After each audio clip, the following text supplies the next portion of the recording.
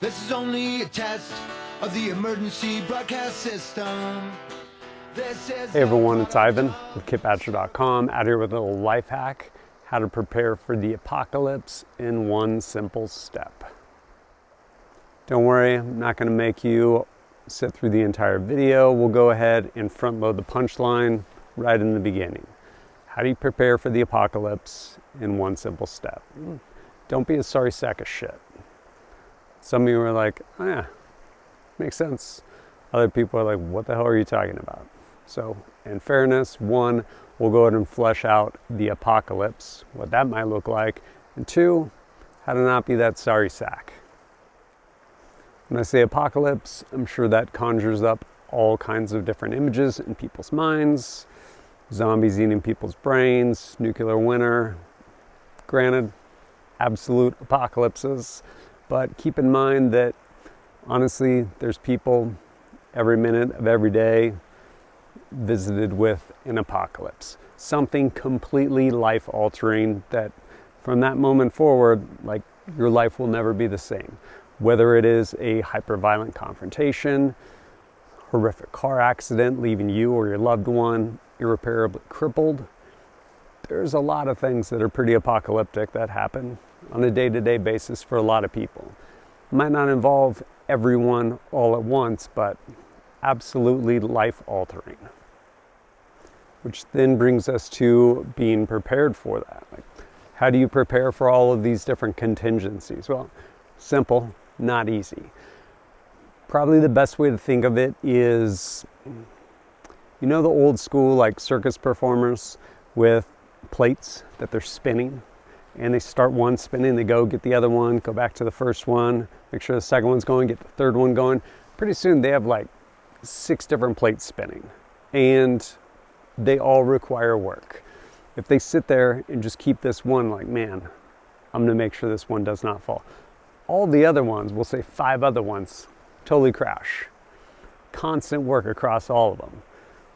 That's it. Like, constant work. And all the things I'm going to talk about, like, probably not an exhaustive list, but the things that are absolutely important for most of the apocalypse, and I will reference that later. They're things that you don't just check off. It's not a checklist, not pallet of MRAs, case of ammo, palmetto rifle. Like, this is not that. These things continually require work or they fall off. You can't just focus on one. You have to constantly be shifting focus and work on all of these things kind of across the board forever. Not a lot of fun. Simple, not easy. We're going to start with a super fun one, straight out the gate. Physical health. What do I mean if I distill that down? Don't be fat, be strong. I'm sure I lost a lot of people right then and there. Here's the thing. If you are fat, it, one, makes everything in life harder. Breathing harder. Tying your shoes harder. Walking hard. It makes life less pleasant across the board. On top of that, it leads to all the lifestyle diseases which pretty much guaranteed to shorten your life. Whether it's type 2 diabetes, heart disease, any of that other stuff. I get it. That's a really big ask. It's a heavy lift. Like, don't be fat, be strong. Start somewhere. What does that look like? Be less fat. Be stronger than you are. So, how do we end up getting there? The path forward, of course, is that super secret method. Diet and exercise. Bam. What does that look like, though? How can you action it? Well, since we're working at being less fat, start with diet. And with that in mind, probably just start with just eating less. Regardless of what you're eating, how you're eating, probably just start with less. And then actually start to look at what you're eating and what it does for you. Like, you have this body for the rest of your life, however short that may be. So how do you want to treat it? You basically have the chassis for a Formula One car. And a lot of people are like, man, I'm going to turn this thing into a dump truck. Okay, man. Or you could have a sports car, like, up to you. And with that, start to actually explore things with respect to diet. Not diet like, hey, I'm going to go on this diet for X amount of time, but diet as far as, hey, this is how I'm going to eat for the rest of my life as things stand. And look into what it looks like for you.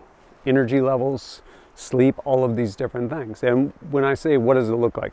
One, if you're following the FDA food pyramid or circle or whatever they have, like probably a bad place to start. But actually maybe get invested on like your health and well-being. So with that, hey, when I eat a carbohydrate, what does that do? Well, it turns into sugar, and if you don't use that energy, it just quickly turns into fat. What happens if I eat protein? What happens if I eat fat? Like, explore this stuff, figure it out, and then actually try and see what will work for you. Like, what works to fuel your body in a positive way and helps you be less fat and stronger. Some people are probably lost and they're like, look, man, I'm not going to do it. That's fine. But some of you are also probably like, Ivan, you're just fat shaming. Maybe. But let's reframe how we're looking at this with respect to just honestly being less fat, which is completely attainable for everyone.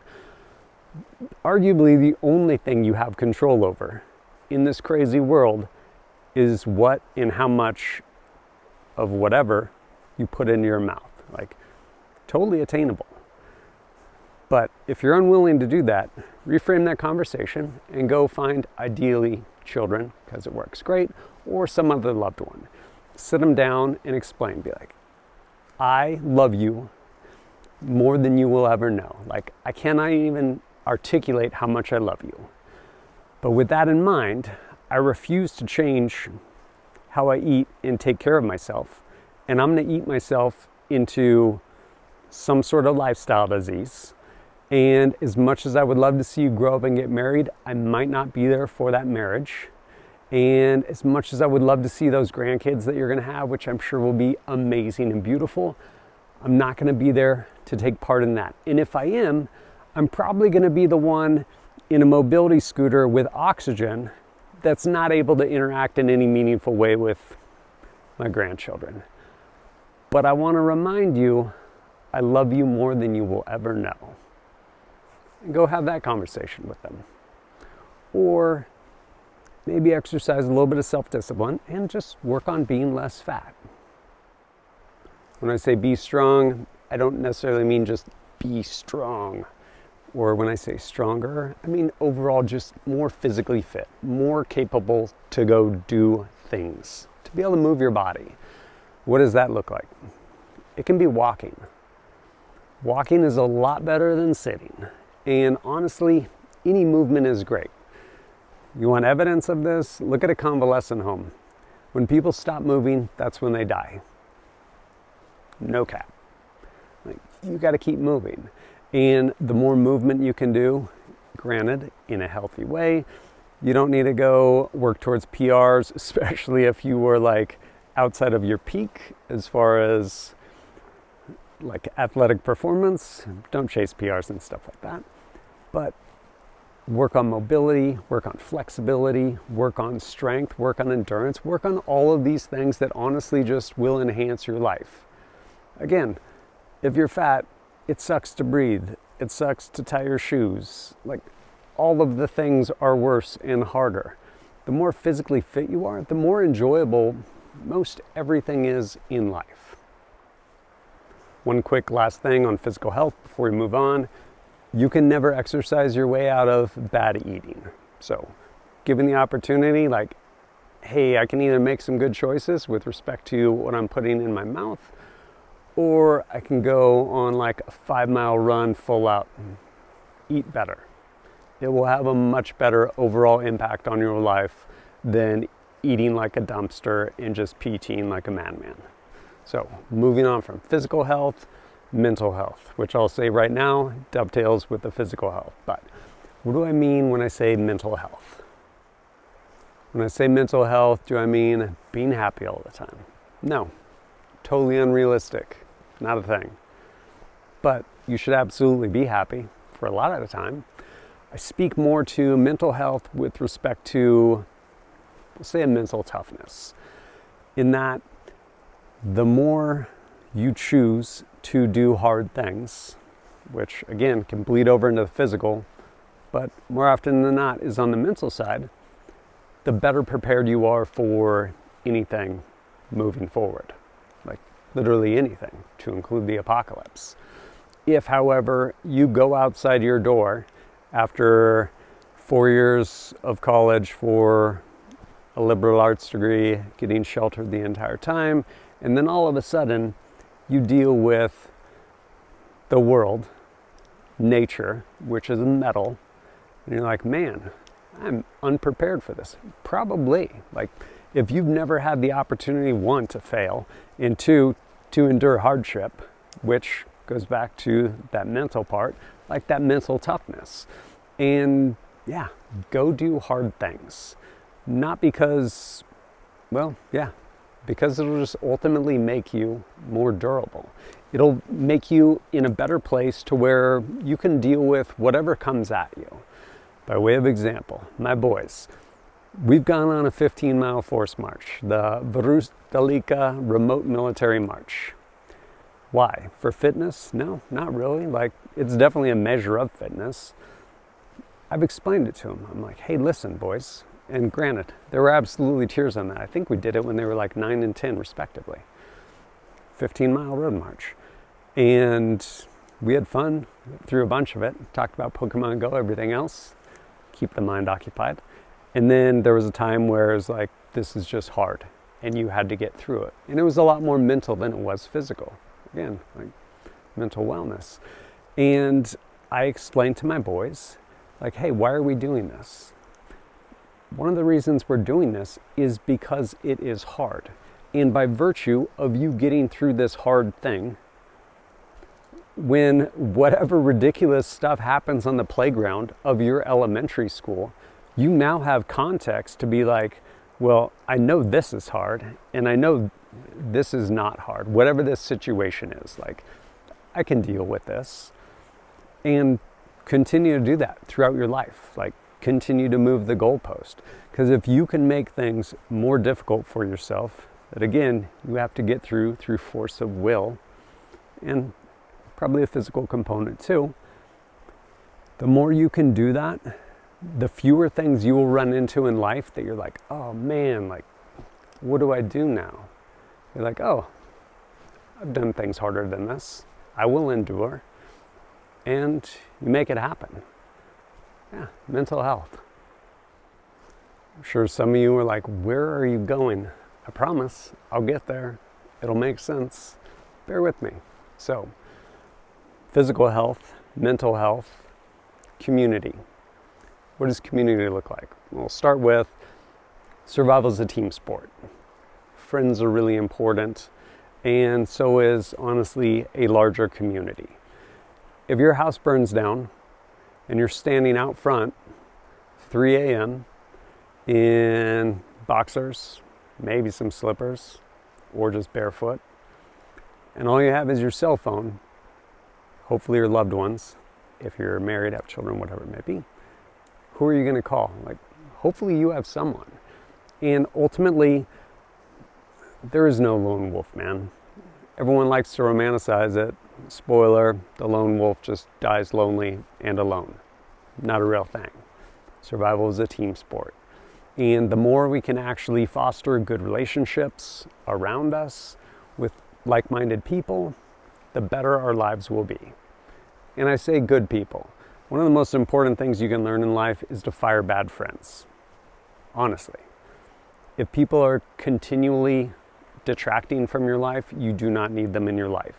But good people that you surround yourself will constantly push you and encourage you to do better and actually genuinely cheer your successes. And yeah, surround yourself with good people. Next one, always fun, finances, money. What does that mean? What does that look like? Well, money will not fix everything, but if you are like a flat tire away from not being able to pay your rent, that's not a good place. something very little can basically cascade into the apocalypse. You do not need that in your life, and it's avoidable. Like once you get to that baseline of just covering those very fundamental needs, be good with money. And believe me, I don't have all this figured out with respect to any of these. And as I mentioned before, they constantly take work all the time, forever, for the rest of your life. But something that I have found helpful, having been making contractor dollars and then going to like working part-time, like stocking grocery shelves, because walked away from that life without a plan. Don't scale your lifestyle with your income. Like, and also probably don't compare your life with people on social media. Like, nothing good will come from that. Like, find out what makes you happy. Like, if what makes you happy is having this car, cool, man, save up, get that car. If you find out what really makes you happy is just being able to go to a really nice dinner once a week, cool, like, do that. Take your loved ones out to a really nice dinner. But whatever makes you happy doesn't have to be the things that other people are telling make them happy. Like, don't try and keep up with anyone. Just stay the course. And with that, try and live within one's means. And with that, you'll end up with, hopefully, a reserve. Because depending on what the apocalypse looks like, sometimes the answer is money. Bear with me, second to last one, we're almost there. Skills, hard skills. What do I mean by that? There are a couple things in life that if you are presented with them, you do not have time to Google the answer. Like, you need to perform right then and there. One of them is taking a life, the other one is saving a life. Hopefully you never have to do either of those, but those are absolutely hard skills. On my person, I have 2 blades, I have a pistol, and I have a tourniquet. 100% capable of taking someone's life or saving someone's life. When it comes to violence, real interpersonal violence, not posturing and someone raising their voice or something like that, but like unavoidable violence where you or a loved one is going to have serious bodily harm or get killed, then the answer in that case is violence. And if you have never cracked a book, like never stepped onto a mat, anything like that, that's not a very, man, kind of starting at a disadvantageous place for that. And you or your loved one's life is on the line. I would encourage you to seek out training. What does that look like? Honestly, anything is better than nothing. Any martial art is better than nothing at all. Once you kind of go down that road, there are some things that are absolutely like honed in on real world application of violence. Things like integrative combatives, Atienza, Sayak, Kali, things like that. But yeah, get some skills. And if those skills incorporate tools, carry those tools. And yeah, be prepared for the worst. We are very blessed to live in a wonderful place where honestly we're pretty safe and people get murdered every day. Still happens. Prepare for the worst. Which brings us to saving someone's life. Couple approaches. One, super basic CPR first aid. Everyone should probably do that. Or stop the bleed class, also great. Carry a tourniquet, know how to use it. Number one, preventable loss of life, hemorrhaging. And it doesn't mean like, oh, I'm in a gunfight. Like, no. You could come on a car wreck. You could self-apply the tourniquet and save yourself or a loved one in a car wreck. Like, there's a lot of opportunities to, regrettably, end up losing a lot of blood from an appendage, and a tourniquet will very quickly fix that till you get on to follow-on care. So again, 2 different skills. One taking a life, potentially. The other one saving a life, potentially. Not time to Google that when that comes up. And lastly, purpose. What does that mean? Well, a purpose. Like, you should have one. And you've probably met someone without purpose. They're just lost, like a rudderless boat. And if and when things get hard, They're the person that just sinks because they have no purpose, nothing to work for, nothing to guide them, anything like that. What does it look like for you? I have no idea. Some of my friends, their purpose 100% is Christianity, like be a good Christian. Other people, it might be other things. Maybe it is, hey, I have children. So, hey, as a father, I know that my work is not done raising my boys to be the men that they should be. So their life will be better with me in it. So regardless of what the world throws at me, I will persevere through that for no other reason than I have that purpose. Again, I'm not saying what it needs to be for you, but purpose is important. Some of you are like, man, you just rattled off all this stuff. How is what? Allow me to connect the dots if you don't already see it. How does all this stuff prepare us for the apocalypse or a apocalypse? They make us a durable human being. All of those things I touched on. Keep in mind, that is not an exhaustive list. I'm sure someone will add something to it. I will say, if you master all of those with continuous work and discipline, you will be incredibly durable. What does that look like for an apocalypse? Well, let's just look at the zombie apocalypse.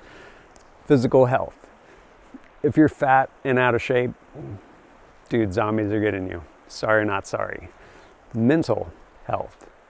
Yeah, if you have never exposed yourself to anything hard and now you got to fight for your life against zombies, again, you are grossly unprepared. Probably going to die. Finances. Ideally, you have some money to buy some of those zombie apocalypse supplies, whether it's guns, chainsaws, whatever it may be. Next, we have community. Survival is a team sport. Hopefully, you have a good group of friends that you can ride out the zombie apocalypse with. And skills, haven't touched on that one yet. Blades, pistol, tourniquet, literally useless without skills. Like having them does not convey competence with them. Like you need to actually learn how to use them and you need to stay proficient with them. But with them, yeah, greatly increase your chance of survivability in that zombie apocalypse. And lastly, purpose. Without purpose, man, you just end up nihilistic. And when things get difficult, like you will quit. You have nothing to go on for. So I get it, tongue in cheek with respect to the zombie apocalypse, but very real situation.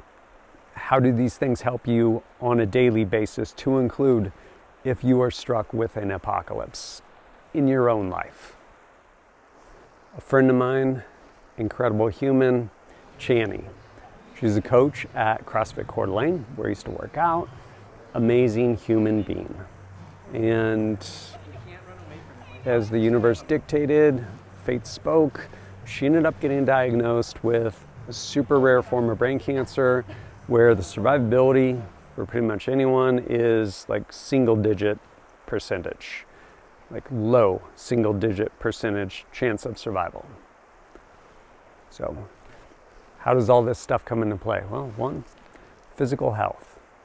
She is such an amazing athlete.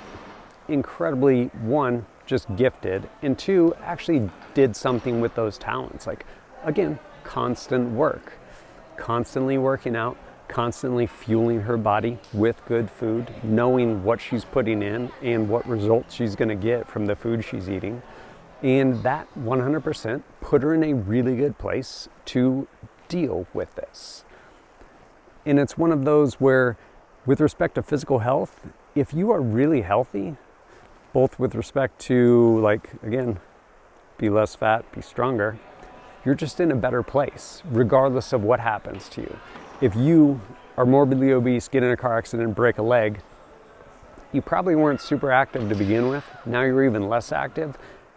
As soon as you lose mobility, like, you're just slowly dying, or dying quicker, honestly. So being able to have that physical health, hugely important. Mental health, she absolutely has that in spades.